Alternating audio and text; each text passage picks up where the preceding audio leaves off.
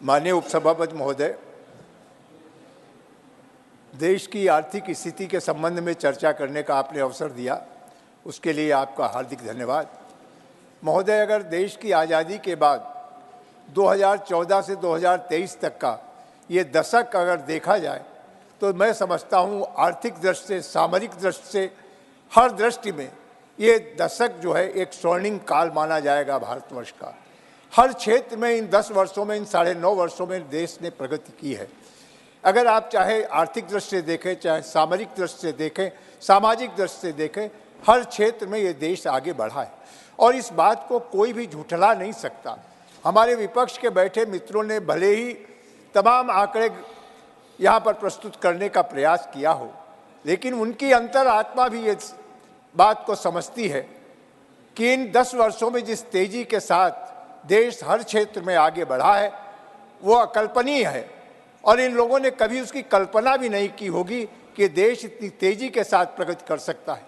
जबकि इन 10 वर्षों में देश ने कोरोना जैसी महामारी को भी झेला, दो बड़े युद्ध हो रहे हैं दो देशों के, और उनके चलते तमाम सारी दुनिया के विकसित देशों की अर्थव्यवस्था भी घुटनों पर आ गई, लेकिन उसके बाद भी ये देश निरंतर आगे बढ़ रहा है और सामाजिक सेवाओं के क्षेत्र में भी समाज के प्रति जो दायित्व है सरकार का, उसका भी जिस तेजी के साथ निर्वहन कर रहा है, इन तमाम सारी चुनौतियों के बाद भी देश आगे भी बढ़ रहा है, सामाजिक दायित्वों का भी निर्वहन कर रहा है। तो इसलिए मैं कहता हूँ ये दशक है, ये स्वर्णिम काल होगा देश के आर्थिक दृष्टि से, सामरिक दृष्टि से और विभिन्न क्षेत्रों में प्रगति की दृष्टि से ये 10 वर्ष बहुत ही मूल्यवान होंगे। मान्यवर, आप देखें जिस तरीके से आज देश, जो हमारे देश के यशस्वी प्रधानमंत्री माननीय मोदी जी ने स्वावलंबन का नारा दिया, तो आज हर क्षेत्र में, यहाँ तक खिलौने तक जो विदेशों से आयात हुआ करते थे, चाइना से करोड़ों रुपए के खिलौने आते थे, आज देश में खिलौना उद्योग भी इतनी तेजी के साथ बढ़ा। दीपावली में विदेशों से आने वाली तमाम वो झालर और वो बिजली की रोशनी, वो सारी जो करोड़ों रुपए की आयात हम करते थे, देश ने मोदी जी के आह्वान पर देश ने स्वयं उन सारी चीज़ों का निर्माण करना प्रारंभ किया और जिससे कि हम बड़े सभी क्षेत्रों में धीरे धीरे हम स्वावलंबन की ओर बढ़े हैं। आप देखें मान्यवर, 1 लाख करोड़ से ज़्यादा रक्षा उत्पाद जिनको कि हम आयात करते थे दूसरे देशों से, उन रक्षा उत्पादों को हमने देश के अंदर बनाने का काम किया, इंडिजिनस। और आज इतना ही नहीं, हवाई जहाज़ से लेकर प्रचंड जैसे हेलीकॉप्टर भी हमारा HAL बनाने का काम कर रहा है। तो आज मैं देखो औद्योगिक दृष्टि से देश कितनी तेजी के साथ प्रगति कर रहा है। और ऐसा नहीं कि हमारे तेजस विमान का लोहा आज सारी दुनिया मान रही है कि जिस तेजी के साथ हमने तेजस विमान और प्रचंड जैसे हेलीकॉप्टर बना करके दुनिया को दिखाने का काम किया है कि भारत हर देश, हर क्षेत्र में सक्षम है। आप जैसे देखें चंद्रयान पर जितनी सफलता के साथ हमने लैंड किया और उसके बाद जो आज सारी दुनिया के सामने है कि हमने हर क्षेत्र में अपनी प्रगति को आगे बढ़ाने का काम किया है। और आज इस बात से सभी लोग 80 करोड़ लोगों को निःशुल्क राशन देने का, ये मान्यवर कोई छोटा दायित्व तो नहीं था। कोरोना जैसी महामारी में तमाम गरीबों के रोजगार चले गए थे, जो मजदूरी करते थे उनके रोजगार चले गए, लोगों के सामने खाद्यान्न का संकट था। ऐसे में हमारी सरकार ने, यशस्वी नेता माननीय मोदी जी ने कहा, देश के उन गरीबों के लिए 80 करोड़ लोगों को हम निःशुल्क राशन देने का काम करेंगे। और जब से ये प्रक्रिया शुरू हुई 2020 से आने वाले 2028 तक के लिए इसे सुनिश्चित कर दिया गया कि निःशुल्क राशन हम गरीबों को उपलब्ध कराने का काम करेंगे। 80 करोड़ लोग इससे लाभान्वित होने का काम करेंगे।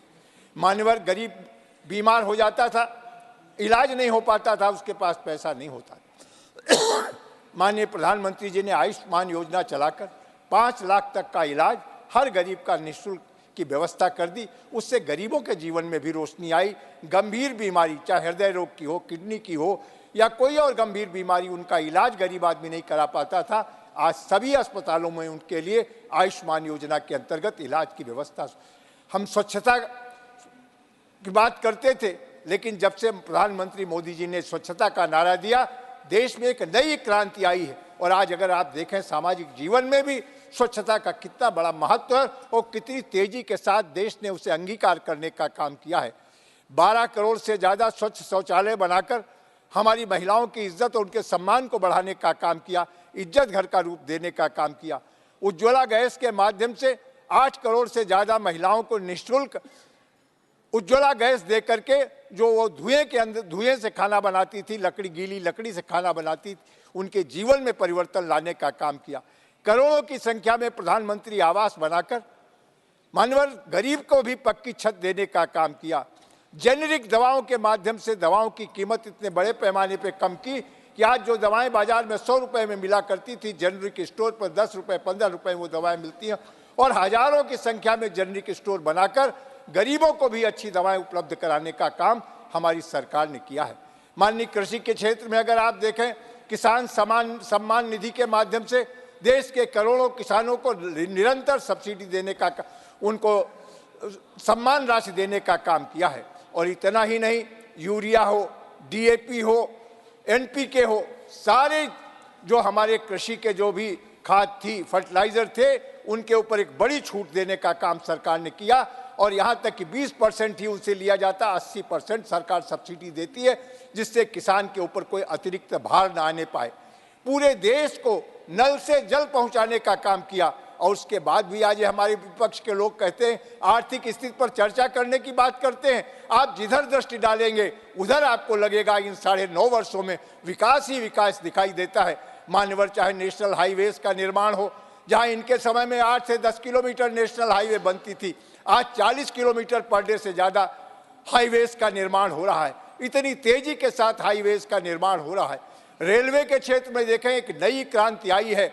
सारे देश के रेलवे स्टेशनों का उन्नयन हो रहा है, उनका उच्चीकरण हो रहा है।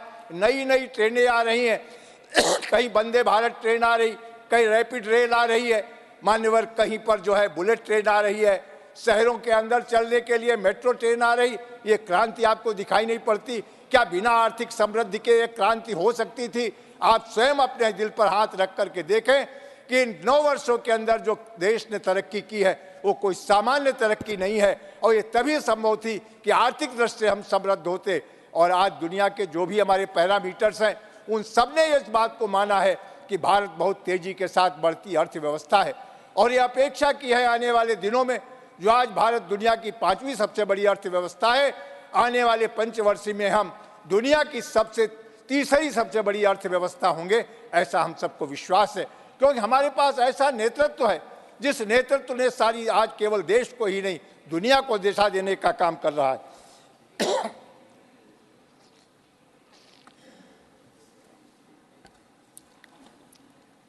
विदेशी मुद्रा भंडार में देखें, मान्यवर किस तेजी के साथ हमारा विदेशी मुद्रा भंडार बढ़ा है। और इन विपरीत परिस्थितियों में भी, जब सारी दुनिया में आर्थिक मंदी छाई हुई है, उसके बाद भी हमने देश की अर्थव्यवस्था को कहीं भी डगमगाने नहीं दिया है। ये हमारे देश के कुशल नेतृत्व का ही प्रभाव है कि जिसके चलते हम तमाम सारे इन विकास के कार्यों को भी कर सकें। मानवर स्वास्थ्य के क्षेत्र में देखें, नए नए आयुर्विज्ञान संस्थान खुल रहे हैं। आज पूरे देश में आप एक राज्य में 2 आयुर्विज्ञान संस्थान बन रहे हैं, हर जिले में मेडिकल कॉलेज बनाए जा रहे हैं। आयुष के क्षेत्र में भी बड़ी तेजी के साथ प्रगति हो रही है। स्वास्थ्य के क्षेत्र में जितनी सुविधाएं जनमानस को देने का काम इस सरकार में हुआ है, वो अपने में भी एक उदाहरण है। मान्यवर आप देखें, इतने मेडिकल कॉलेज कभी नहीं बने थे। और जब तक मेडिकल कॉलेज नहीं होंगे, हमारे पास डॉक्टर नहीं होंगे। और 140 करोड़ की आबादी के स्वास्थ्य के लिए हमको चाहिए होंगे योग्य चिकित्सक। और उन योग्य चिकित्सकों को बनाने के लिए मोदी सरकार में ये लक्ष्य रखा गया है कि हर जिले में एक मेडिकल कॉलेज होगा और हमारे बच्चे वहाँ से पढ़ के निकलेंगे, लोगों के स्वास्थ्य की चिंता करने का काम करेंगे। मान्यवर इतना ही नहीं, शिक्षा के क्षेत्र में आज देखें, नए नए विश्वविद्यालयों का निर्माण हो रहा है, महाविद्यालयों का निर्माण हो रहा है। नई शिक्षा नीति लाकर सरकार ने एक देश को नई दिशा देने का काम किया है। मातृभाषा को लेकर के भी सरकार ने जो प्राथमिकता दर्शाने का काम किया है, भारतीय भाषाओं में शिक्षा हो, ये पहली बार हमारी सरकार ने आज़ादी के बाद इसको प्राथमिकता देने का काम किया है। मानवर इतना ही नहीं, आज एयरपोर्ट देखें, 70 से ज़्यादा नए एयरपोर्ट बनकर तैयार हुए हैं। और जिन पर कि आज जो उड़ान योजना के अंतर्गत सामान्य जन भी हवाई यात्रा करने में सक्षम हो सका है, ये बिना देश की आर्थिक समृद्धि के संभव नहीं हो सकता था। तो मान्यवर आज दुनिया भी देखें, और कहीं भी किसी भी देश की संप्रभुता को अक्षुण्ण रखने के लिए सामरिक मजबूती बहुत आवश्यक है। मान्यवर, जैसा अभी जनरल वत्स जी कह रहे थे, हमने सामरिक दृष्टि से भी देश को समृद्ध बनाने का काम किया है। हमारी सेना के पास उनके आयुध भंडारों में कोई कमी न हो, हर तरह से सेना सक्षम हो